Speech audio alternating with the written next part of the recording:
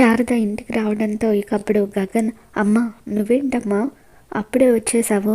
ఈరోజు రాత్రంతా అక్కడే ఉండి నువ్వు భూమిని చూసుకోవాల్సింది అని చెప్పి అంటూ ఉంటాడు. దాంతో శారద తనను చూసుకోవడానికి తనకు కావాల్సిన వాళ్ళు చాలామంది ఉన్నారు కదరా అని చెప్పి అంటూ ఉంటే ఇకప్పుడు గగన్ కావాల్సిన వాళ్ళ అని చెప్పి ఆశ్చర్యంగా చూస్తూ ఉంటాడు.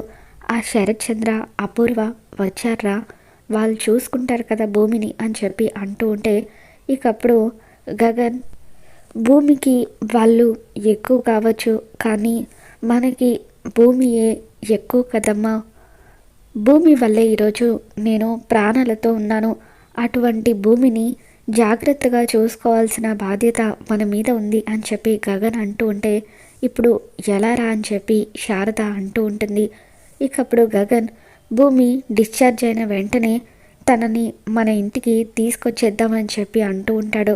తీసుకురావడానికి ఆ శరత్ చంద్ర ఒప్పుకోవాలి కదరా అని చెప్పి శారద అంటూ ఉంటుంది. ఒప్పుకోవాల్సింది ఆ శరత్ చంద్ర కాదు, భూమి అని చెప్పి గగన్ అంటూ ఉంటాడు. మరో పక్క హాస్పిటల్లో భూమికి చెర్రీ ఫోన్ చేస్తాడు. అప్పుడు అపూర్వ ఫోన్ భూమి చెవి దగ్గర పెడుతుంది. నీ కోసం మా మావయ్య రూమ్ రెడీ చేయమన్నారు, నువ్వు డిశ్చార్జ్ అయ్యి ఇక్కడికే వస్తావు కదా అని చెప్పి అంటూ ఉంటే అప్పుడు భూమి, నా కోసం నువ్వు రూమ్ ఏమీ రెడీ చేయాల్సిన అవసరం లేదు, నేను శారద ఆంటీ వాళ్ళ ఇంటికి వెళ్దాం అనుకుంటున్నాను అని చెప్పి అంటూ ఉంటుంది. దాంతో చెర్రీ డిసప్పాయింట్ అవుతూ ఉంటాడు. మరి ఈ వీడియో మీకు నచ్చినట్లయితే లైక్ చేయండి.